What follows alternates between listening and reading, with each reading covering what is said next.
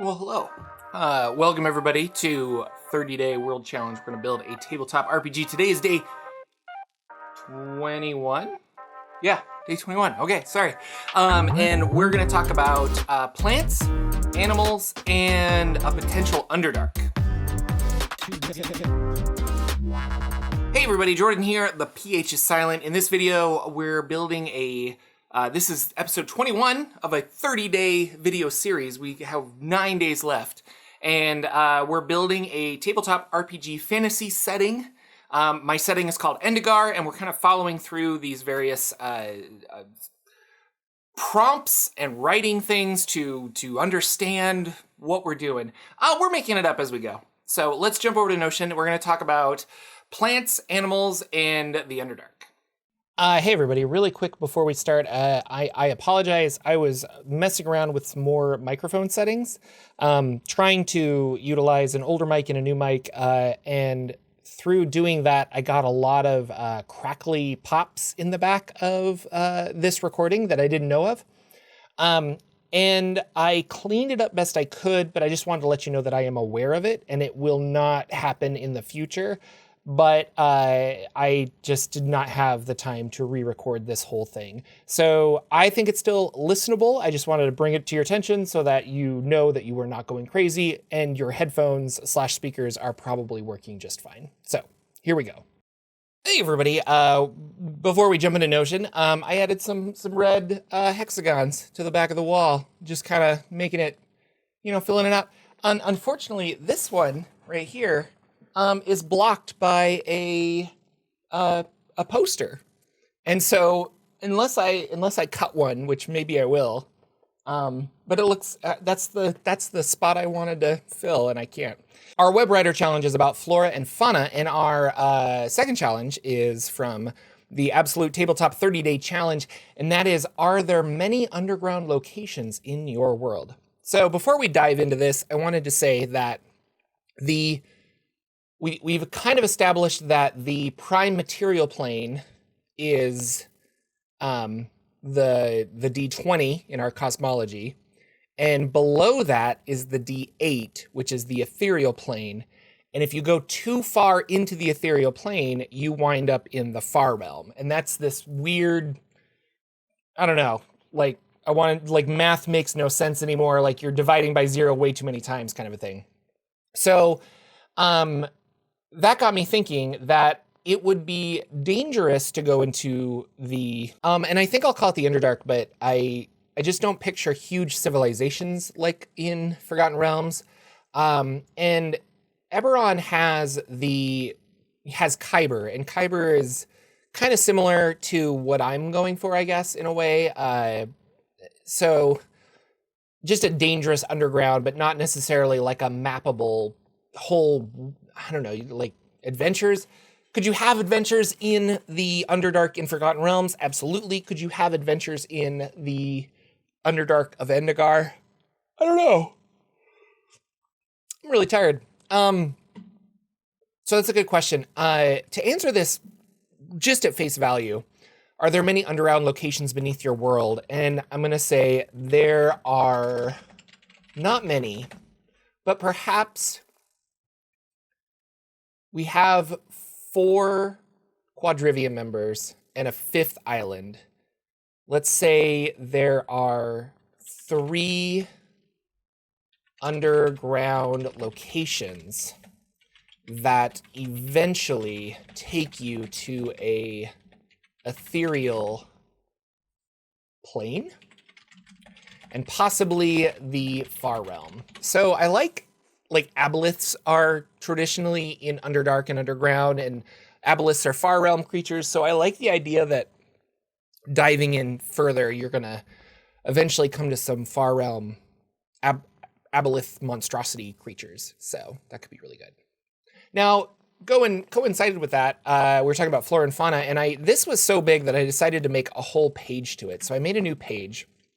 Here we are, flora and fauna. But not entirely sure where I'm going with this, but they had some really good questions. So I wanted to answer some of these with you guys. So what plants are especially helpful in your society? And I mean, like plants that help with medicinal magic, especially if clerical healing is not something that is looked highly upon. So we'll say medicinal herbs, and I'm not sure what those are. I might have to like come up with something later, but like medicinal herbs and plants that help create healing and restoration effects. Can't spell. What are your people's main crops? Vegetables, fruit, things that they could store for a long time. And it's interesting because it's a temperate climate, so I'm not this would be a better question if I was in the north in like a frozen tundra, and it's like, what are your people like living off of? Like what are they doing? But I imagine just like, you know, like the things that you would normally harvest. Corn, probably a good one.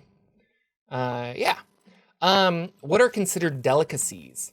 And that's a good question. I think delicacies are going to come from stuff that can only grow along maybe the coast or something. So we'll say like some like finer berries only grow along the southern coast. And you know what? I'm going to say coffee because I'm a big fan of coffee. So we'll say that. Maybe those berries are coffee. What fruits and vegetables, can't spell, can be turned into liquor or other drugs and medicines? So this is a good time to make a new type of berry. And I was looking over here at some mythological plants. And so this is something I wanted to get to afterwards, but we'll look now. But like the lotus tree, a plant in Greek mythology bearing a fruit that causes pleasant drowsiness. The moly, a magic herb in Greek mythology with a black root and white blossoms. The raskovinik, a magic plant in Serbian mythology which can open any lock. I thought that was really cool. So let's look at lotus tree, fern flower. This one and the moly. Well, let's just look at most of them. So Ziziphus, which is just a great name for. So what if we say that the Ziziphus berry can be fermented and can be fermented and added with, and when it does, it becomes fizzy, like a modern day cola. The drink known as the Zizafizz, it needs to do something silly, like, so you know somebody's on it, maybe? Like, you can't, allows you to see colors you normally wouldn't. Or maybe it gives you a synesthesia kind of effect. That could be cool too. What plants are dangerous? I'm going to say there are or I should say humanoid eating plants.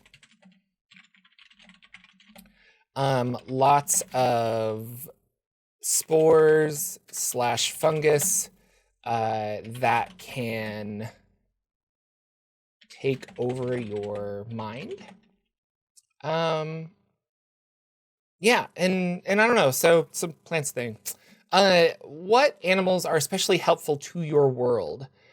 So this sounds, I'm a big fan of Final Fantasy, but this sounds like I'm just totally copying them, and I'm not trying to, but I really wanted to have large mountable birds.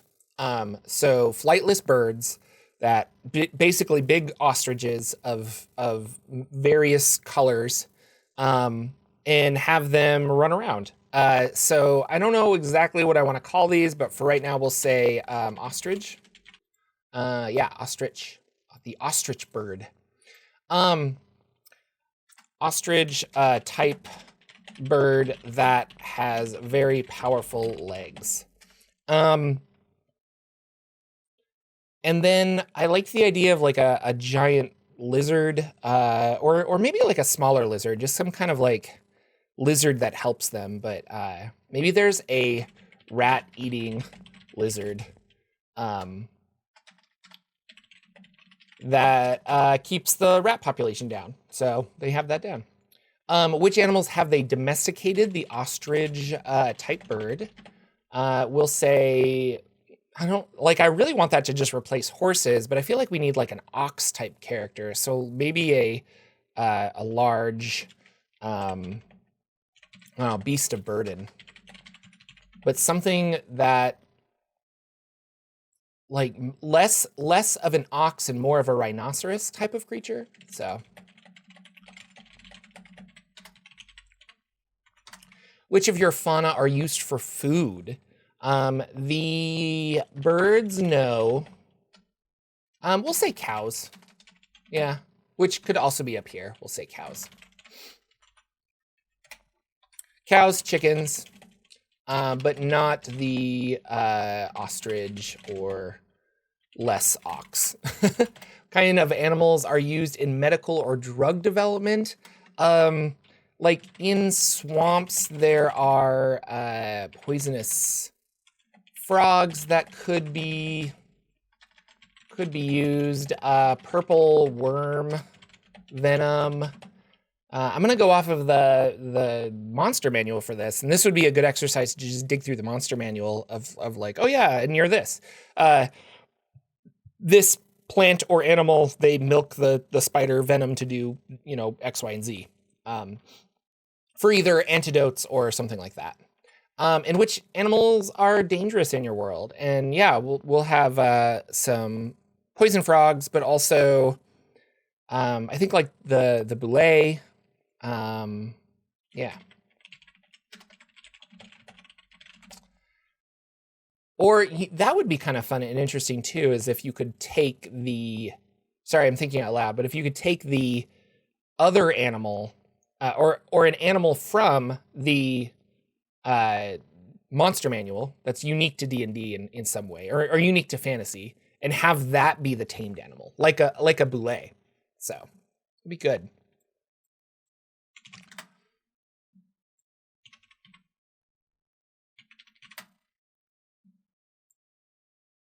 So boulet is a monstrosity that just digs through the ground, and it's an arcane creation, they think. But you know how like certain we have like sandworms or air whales or something like that. Yeah.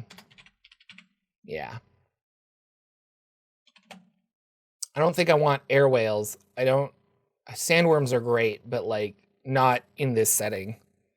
So, and maybe like, I don't know, I'm just going to say the word mimicry. Maybe there's living organisms that pretend to look like trees and then like grab you, but they're just not trees.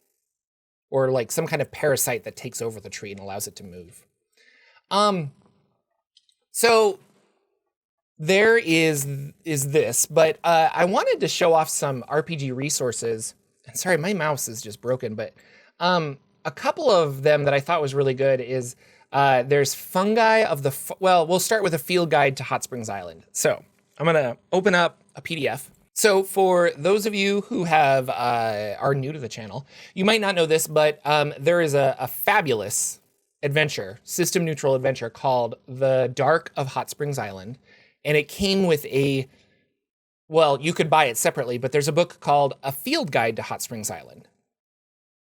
Now, in this field guide, this is an in-game artifact or like in-game item that the players can find.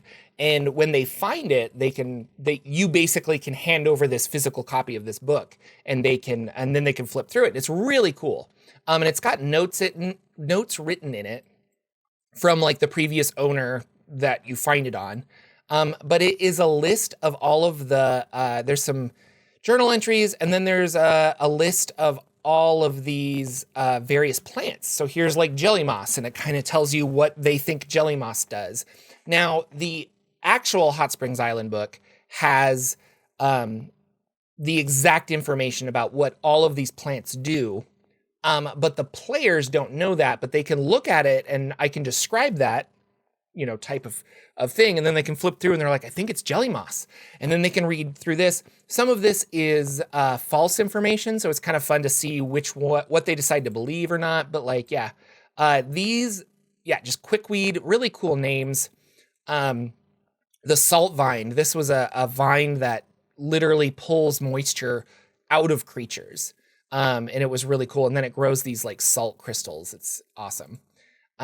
Shadow lily, sleeping ivy, snapping grass, the spider bush, tickleweed. So if you need inspiration, I would definitely recommend this. And I'll put a link in the doobly-doo below.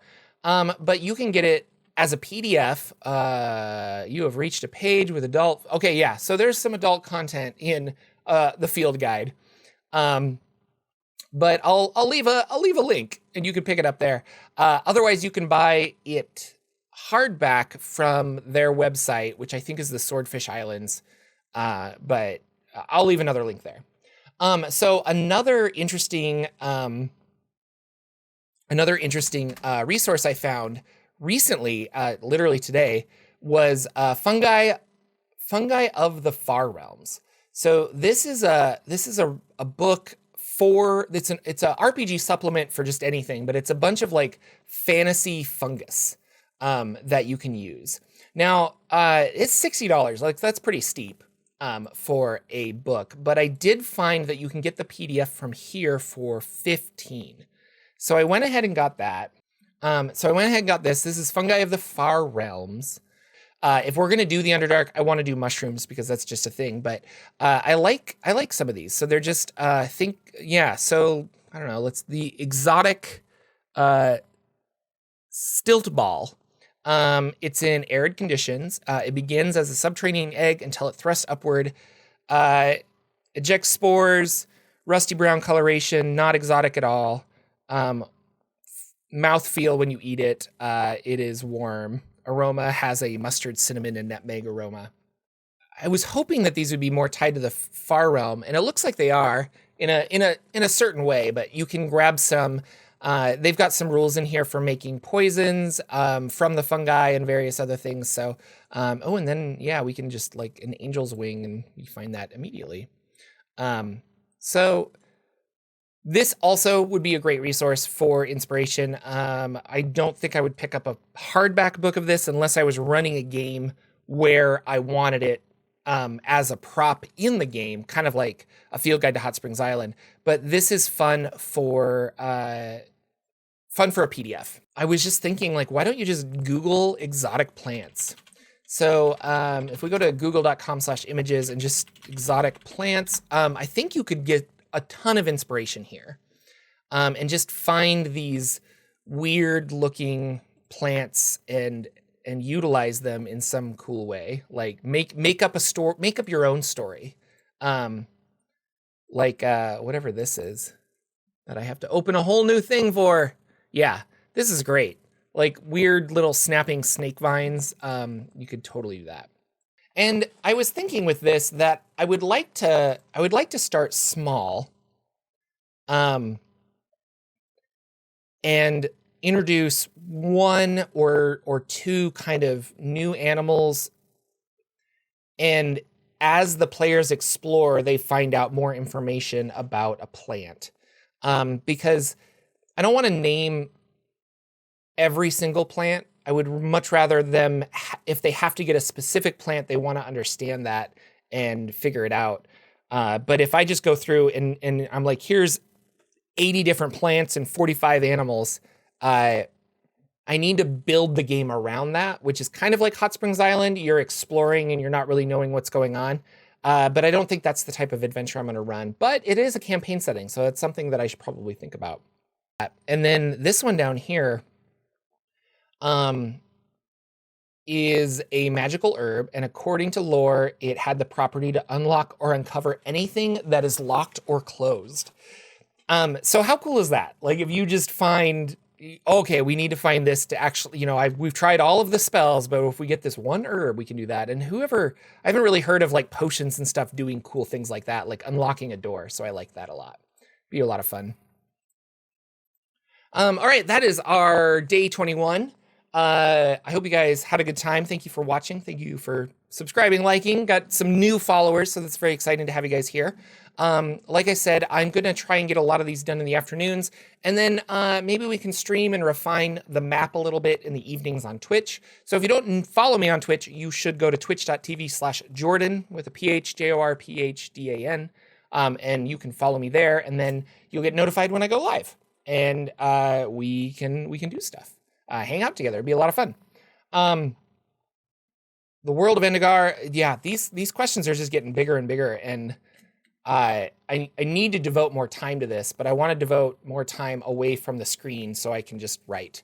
So I think that's what I'm going to do now. I've got like 2 or 3 hours before bedtime, and I think I'm just going to go and write/research a bunch of plants for right now.